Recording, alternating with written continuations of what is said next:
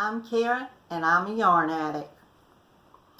Well, I wanted to jump on here today and do these 20 questions. Nicole over at Out Back of My Yarn, in a comment, she tagged me, so I was going to do them right quick. Number 1, what does your name mean? Karen comes from the name Catherine, and my understanding that it's of Danish origin, and it means pure. And I looked this up when I was a little girl, went to the library and got one of those big old books that said, you know, what do names mean, and my sister and I just looked up everything. But I did go check and make sure I was right about that. Number 2 and number 3, I'm going to put together because where are you from and where were you born? I was born in Georgia, and I'm from Georgia. I moved about, when I got married, I moved about 15 miles from where I grew up, so I went real far, y'all. And I don't guess y'all can tell by my accent that I'm from Georgia, can you? I always wanted to be one of those little old ladies that would talk and sit out on their verandas and sip sweet tea, but I'm just not like that kind of Southern. I guess you say my accent's a little country Southern. Grew up out here, I didn't grow up. I've been out here on a cattle farm now for 41 years, and we had a trucking company, so just kind of out here in the country, I guess. What would your parents have named you if you were a boy? Well, the only thing that I can think about this, I was going to call my mama and ask her and forgot to, but a friend of hers had a little boy right after I was born, and her friend didn't know what she wanted to name him, so my mama told her, said, just name him Keith. And that's what her friend named the boy. And so I kind of guessed that might have been what Mama had been going to name me if I was a boy. Of course, when I was 16, had a big surprise. My little brother came along. It was a real big surprise to my mama. But she named him Matthew, but I don't think that's what she had in mind when I came along. But I guess that's, if I'd have been a boy, I'd have been a Keith. Your biggest accomplishment. My kids are my biggest accomplishment out of everything that I could and would have done in my life. My children. I've got 4 of them, and they're all adults now and doing well, so they are my biggest accomplishment in this whole world. Number 6, what's my eye color? My eyes are blue. They change a little bit with the different things I wear, but basically they're blue. Number 7, what's your favorite candle scent? I don't have a lot of candles, but I do put some of those plug-in things around the house and all. And it's cinnamon, apple cinnamon is what I use all during the year. And if I don't have that, it's vanilla. Just plain and simple. Some of these other fragrances, I just have a lot of allergies, and I can't handle a real strong, loud, as I guess you call them, or that's the way my mama said when something smelled, it smelled real loud. Number 8, can you cook? Yes, I can cook, but no, I don't cook. So with all of the health problems I've had, it's real hard for me to stand for any length of time. Like if you're in the kitchen cooking, that's just something I don't do anymore. Number 9, what is good about your life right now? Everything that I know of. I mean, everybody has their ups and downs and, you know, things that they go through. But right now, I really couldn't say that there's anything bad.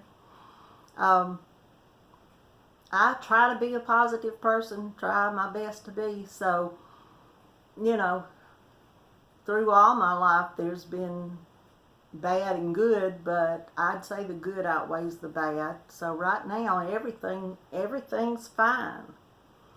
What's your sign? I'm an Aries. I'm a ram. Suits me, don't it? What scares you about aging, number 11? I don't really, about aging, just getting older, it doesn't scare me a bit. Uh, the only thing would be more health problems, and I wouldn't want to get to the point to where I couldn't, move on my own and be able at least to get up and dress myself and to, you know, just do daily things. Um, I've been through times where my husband and kids have had to do things for me, and of course they still have to do a lot for me, but at least I can, get up and maneuver around and do things that I have to do. So, and my grandmother stayed in a nursing home for 11 years and didn't know she was in the world now. That part of aging would scare me. I don't want to be like that. But, we can say what we want and don't want, but it's up to the good Lord. It's in His hands. So, number 12, favorite holiday. Well, between Thanksgiving and Christmas, of course, I love all the holidays. When my kids were coming up, I'd always have different little decorations out for all the different holidays. I don't do that anymore, but I used to love to. But I always loved getting together for Christmas with all the aunts and uncles and cousins, and we just all had a blast. Of course, our family still does get together, and we all do go to my mother's 84, and she runs circles around me, so we love going to her house still. Number 13, what's your guilty pleasure? I don't think I have a guilty pleasure. I used to be a lot bigger than I am now, so when I would eat things I shouldn't, I felt guilty about, but, I haven't got down to weight. I don't guess that I'm still what you consider a little overweight, but it don't matter. It don't bother me anymore. Number 14, favorite show to binge watch. And I'm sorry I keep looking down. If I'd had anything to prop this up on, I would have done it that way. But I watch almost, anything. Like now that we have Netflix and Hulu and Amazon Prime and all the other things to watch, any series that comes on and I get interested in, I'll watch it. Just sit and watch all the different ones. I really don't know of Grace and Frankie. Was looking for the new season of that. I get to when a new season comes on of something like The Ranch. I watch that. I watch it and watch all the episodes, and then I have to wait forever for it to come back on, and then all of the ones that I've been watching are going off. So I don't know what I'm gonna do. They'll have new ones on, I'm sure. Number 15, the thing that I can't leave home without is my phone. That's what everybody says, I know, but now that we have the ability to keep up with everybody, I feel like I went off yesterday. I have a group of ladies that crochet and sew and knit and needlepoint and everything else that we get together on Tuesday mornings. And I think I told y'all about that. I just found them not too long ago. But I left my phone. And I said, well, but I felt a little because there were several things we were talking about, and I wanted to look up something, but I didn't have it, so I made it. But if I'd have been anywhere else where I didn't have a way to contact people, I would have went back and got my phone. But I knew other people would have one, so. Number 16, are you a morning or a night person? I'm a night person. I can get up early, but it just takes me a while to get moving. So. Number 17, favorite genre of movies. Romantic comedies. I like about everything. I do not like horror movies. I will not watch people getting cut up and splatted against the wall and all kind of things like that. I do not like that. If it starts a movie that way, I'll either leave or either I'll turn the TV channel if I'm watching it here, because I don't like to watch that kind of thing. Number 18, last thing you bought, some groceries. Had to have it. Nothing great about that. Number 19, an introvert or extrovert? Extrovert, come on, y'all.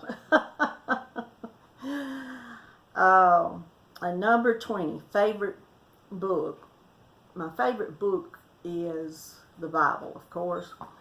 But my favorite author is Robert Fulghum. And I don't know if he's wrote several books. I don't know how many of y'all know about him, but he wrote, I had a poster in my office, and I kept it there for 15 years. He started writing in the 90s, and the name of his book, where this poem, it wasn't a poem, it was a saying, came out of, was All I Ever Needed to Know I Learned in Kindergarten. And that was so neat, and I started reading his books, and I think he had a new one out that I skipped some way, but I've read all of his books. I've got several other good authors I like to read. I don't read as much as I used to, and Terry over at Yarn Joy had said something about that was going to be her New Year's resolution, to read more, and I think that's a good idea. That's what I plan to do. But in this book about kindergarten, I think that the poster that I had in my office, I'm paraphrasing, but it kind of said things like this. Said, in kindergarten you learn to share everything and to play fair, to clean up your mess and to put things back where you got them, and don't take other people's things. Don't hit people, and when you hurt somebody, say you're sorry. Wash your hand always and flush. And then sing, dance, paint, draw, work, play. Take a nap every afternoon, and I think that's a great one. But when you go outside into the world, watch for traffic, hold each other's hands, and stay together. And then watch out for all the wonders. And I love that. And I do appreciate y'all watching. Hope maybe you saw a little bit, got a little joy out of what I did or doing. But thanks, everybody, and please come back.